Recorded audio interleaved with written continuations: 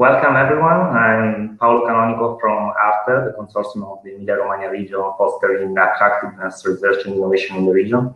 I'm very pleased to have Miguel Rivas directly from Spain as the main speaker of this very short session. Miguel is partner at Grupo TASO, that is a platform created to support analysis and policy making in business-led economic development and innovative urban policies. Today, Miguel will show us a short presentation on the theme related to linking cultural heritage to smart specialization, which sums up the contents of a very interesting report he is the author of. As you know, nowadays, this is a very discussed and current topic. Therefore, this could be the right time to promote a better placement of cultural heritage within smart specialization strategies, because member states and their region have been encouraged to update the vision and roadmaps of their strategies for the new EU programming period. And furthermore, the need for more effective implementation is bringing vertical and multi-level governance on the top of the discussion, which is a pivotal aspect to improve smart specialization in the near future. Therefore, it's also the right time to empower cities as key actors.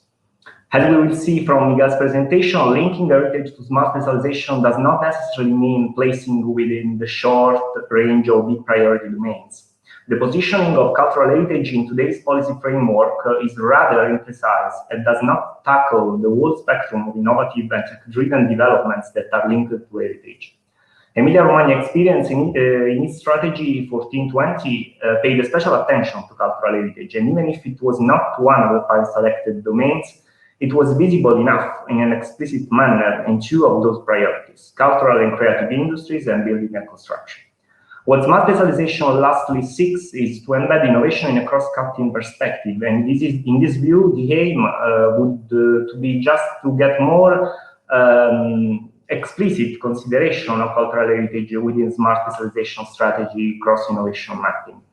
In line with the aim to preserve this cross-cutting approach, in strategy 21-27, Emilia-Romagna, for instance, confirmed the priorities already alive, but giving a new cross-sectorial approach to the projects that will be developed through the implementation of transversal thematic areas of intervention. One of these relates precisely to cultural heritage, which will thus be connected in a transversal way to the great general challenges as digitalization, sustainability, big data, and to the other regional strategic sectors.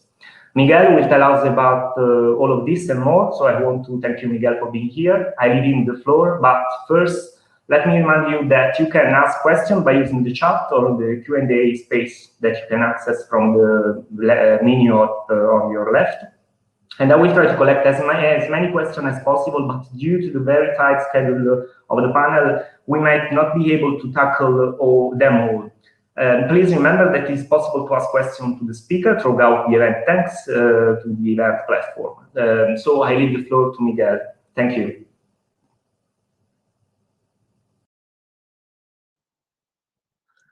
Okay, hello everyone. Thank you, Paolo, for the introduction. Good evening from Sevilla, from southern Spain, and for your interest in apparently a topic too specific, right? Like a smart specialization strategy, but in reality it matters a lot because, for one side, because first let me open the the presentation, okay. Well, so I was saying that it matters a lot because smart specialization has become the mainstream place-based innovation policy in Europe, because it's mandatory for every region to put in place a smart specialization strategy as an ex-ante conditionality to get European funding from the previous and from the next programming period. No? If you think, for example, on Horizon 2020, you could multiply by 10 all the Horizon 2020 resources. If you think on the potential resources that every region will put behind their RIS3 or a smart specialization strategy. And this is the right time, of course, to reflect about that, to reflect about search for a more clear, more explicit placement of cultural heritage within the smart specialization strategy, because now all the regions are updating or preparing the second generation of a smart specialization strategy to be run in the next programming period, right? Well, Paolo has said very well that the main point to resolve is to find a better placement of cultural heritage within the S3. So what means a better placement? Well, a better placement first not necessarily means to see cultural heritage within the short range of priority domains that a region have to select. Normally, the priority domains in a S3 design are made of 4, 5, 6, no more big priority domains. So not every region is Lazio. Lazio, for example, is one of the few regions which have selected cultural heritage as one of their priority sector. The challenge is try to give an explicit position of cultural heritage in as a content of those priority sector, because there is a common misunderstanding about smart specialization as a thing only related to specialization or to make priority choices. And this is one of the value. There's another value related to promote a relevant co-production model, which is called entrepreneurial discovery process. But also the third key value is to make relevant relations. Is what in S3 jargon is called relatedness or related variety. So as much important to make a priority choice is try to make relevant relevant connection between a number of priority settings in order to promote new innovation. So in short, the challenge is to place cultural heritage within the cross-innovation mapping, which in fact it is a smart specialization strategy. And the Emilia-Romagna give us a very good example, because cultural heritage is not one of the 5 priority areas of the Emilia-Romagna smart specialization strategy. The 5 priority areas are, as far as I remember, mechatronics, agro-food, healthcare, construction, and the cultural and creative industry. But if you go to the, for example, to the cultural and creative industry priority domain, they have created a specific, let's say, cooperation ambit called Cool Tech, in order to promote a discussion, a dialogue, bringing together, in particular, firms, startups, researchers, final user, in order to shape a pathway for future development in the field of innovative developments connected to heritage. For example, they have named that ambit Cool Tech, and they are prioritizing artificial intelligence, all related to interoperability of all digitization process, and also all related to the immersive technologies, okay? And also in the priority domain related to building and construction, they also have give a clear visibility to cultural heritage, creating a specific ambit for discussion, right? What we have found in the research that we have carried out in the frame of ROCK is a very simple finding. Only in 3 of the 8 regions that we have examined, the cultural heritage is visible enough in Emilia-Romagna, in Attica, and in Lisbon. This is a very clear finding. It's also interesting to know that this gap, the lack of visibility of cultural heritage within the RIS3 strategy often clashes with the prominent role that heritage valorization has in some regional capitals. For example, all the good job that Lyon or Torino are doing in heritage valorization for years have no echo, have no a mirror at the regional level in terms of the innovation policy. Okay, this is what we are calling the city gap. The city gap regarding smart specialization. Okay. Well, at its best, cultural heritage in all few regions in which cultural heritage is visible enough, cultural heritage is approached mostly from a tourism perspective or from a creative economy perspective. Okay, so this is good because tourism and the creative cluster are workable domains in order to fully exploit the innovation potential of cultural heritage, but individually, each of them do not encompass the whole spectrum of innovation possibilities that are connected to heritage valorization. Okay, other mediators beside tourism and the creative economy can be considered, for example, all related to the sustainable construction sector or to the real estate value chain or the well-being sector. So they can be as well workable in order to mediate between the heritage field and the innovation policy. But individually, each of them are not encompass, okay, the whole possibilities.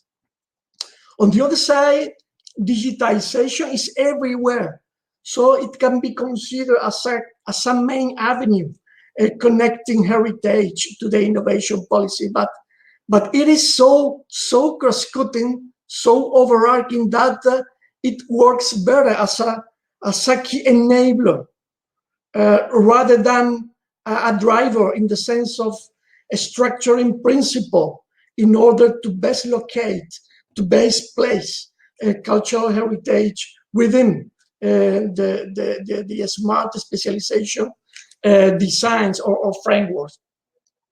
Within the framework of ROCK, we have given the opportunity to reflect, to make an in-depth reflection on that, which is now available at the report that we delivered 2 or 3 weeks ago. We have tried another categorization of heritage applied innovation, trying to be not so dependent of those mediators, like usual mediators, like tourism or the cultural and creative industries, and tried a kind of purpose-oriented categorization of those technology trends connected to heritage valorization from the very heritage field. So it's a kind of from inside out categorization of the innovation opportunities connected to heritage. So we have created a framework where we have identified 5 key main innovation trajectories involving heritage. Around of those, each innovation trajectories, we can cluster a number of key technologies, Internet of Things, 3D modelings, and so on and so on. So in a way that it can be also a new path in order to place cultural heritage within the smart specialization setting in a different way. Okay, so that's a main find that we had found. If you remember that, for example, priority setting is not the only value associated to a smart specialization, but also or the attempt to create a relevant related variety for our regional economy. This proposal that we have made from ROCK can be very useful to explore or what is a more complex picture of the sectors that can be related to the field of heritage management or innovative heritage management. So we cannot also think now of tourism sector or the cultural and creative economy, but also now think about the real estate, material engineering, the well-being cluster. For example, the lighting industry. Remind that the ROCK project has made a good emphasis on the lighting sector as a very promising innovation field connected to heritage valorization. So this new proposal that we have made within the framework of ROCK can be valuable to take a more detailed and complete picture of the relatedness capacity of heritage valorization, trying to connect to other economic sectors outside the field, right? And my final slide is of course a kind of a call to action, no? Or what to do, what to do if we take into consideration this poor picture of the current placement of cultural heritage within the smart specialization. The first action is a kind of rising awareness action, because despite the smart specialization is a mainstream innovation policy in Europe, it is still barely known to many officials. The knowledge of smart specialization is really poor, in particular between many city officials. Okay, so there is a kind of communication work that we have to do in order to save that gap. A second important thing that we have discovered in our research is that the level of knowledge of let's say emerging technologies and innovative solutions that are connected to heritage valorization, the level of knowledge of those technologies between the innovation policymakers are very poor. So many innovation policymakers are not aware at all about what are the technology trends or emerging technologies that are connected to heritage valorization. But on the contrary, if we target heritage managers, many current heritage managers are not very familiar with the concept of heritage valorization, which is surprising, right?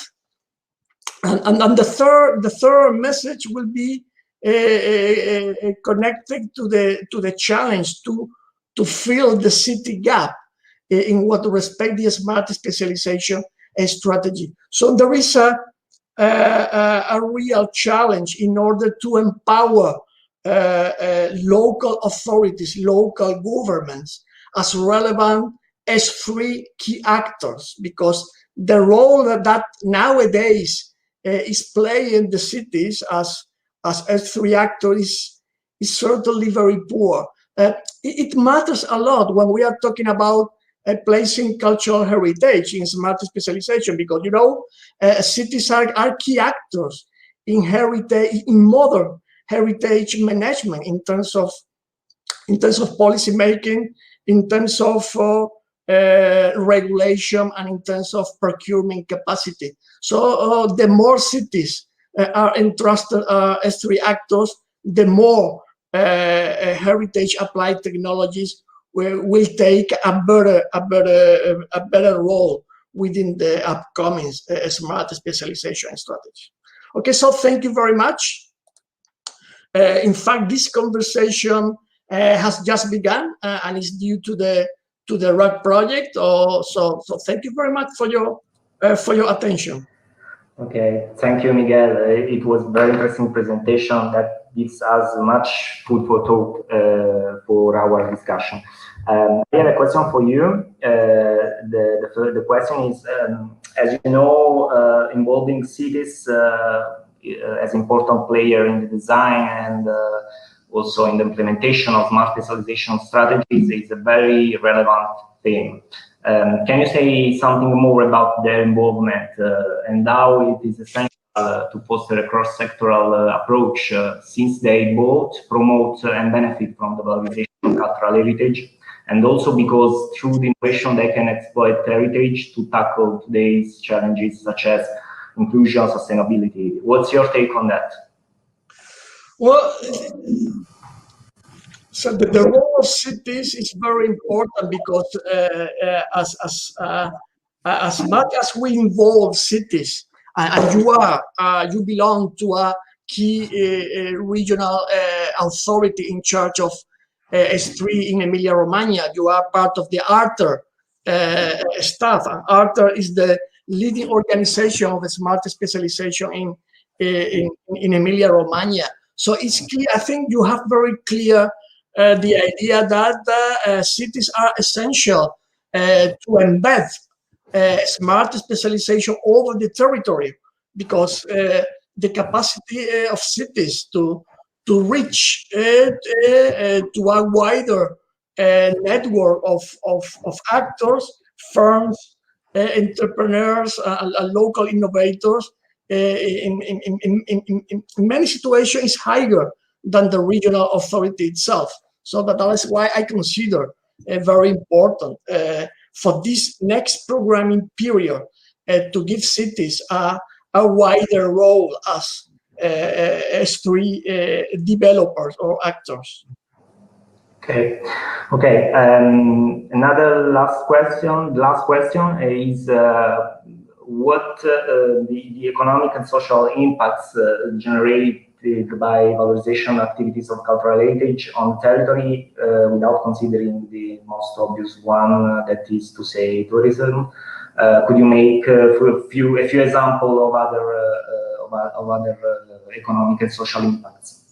Well, there are so many examples. So reusing, for example, built heritage for new purposes, not only purposes related to hotels, but also purposes related to civic facilities, workplaces, and so on, have a economic impact very clear that can be monetized in terms of cash flow for the city. So it is not new, of course, that it happens. Which is important is to emphasize the technological and innovation dimension of that economic approach of heritage valorization.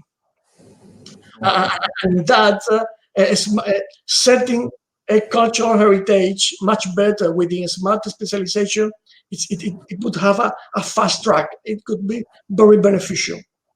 Okay.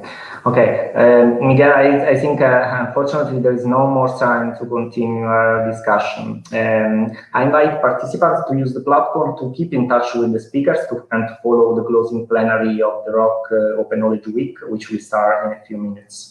And where the Vice Mayor of the City of Bologna, Valentino Rioli, will make a final reflection on the ROCK methodology, and followed by a performance in collaboration with the Teatro Comunale di Bologna. So thank you for your attention, and thank you, Miguel, for your participation, and enjoy the other session.